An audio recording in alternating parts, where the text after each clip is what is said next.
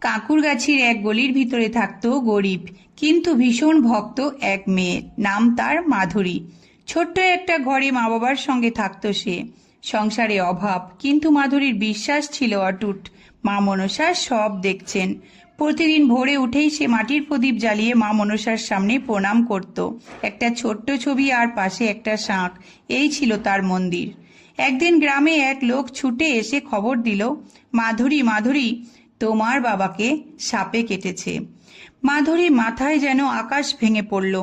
সবাই বলল এবার আর বাঁচানো কঠিন, কিন্তু মাধুরী কান্না না করে ছুটে গেল মা মনসার সামনে। সে কাঁদতে কাঁদতে বলল, মা, তুমি তো সাপের অধিষ্ঠাত্রী দেবী, তুমি না বাঁচালে আর কে বাঁচাবে?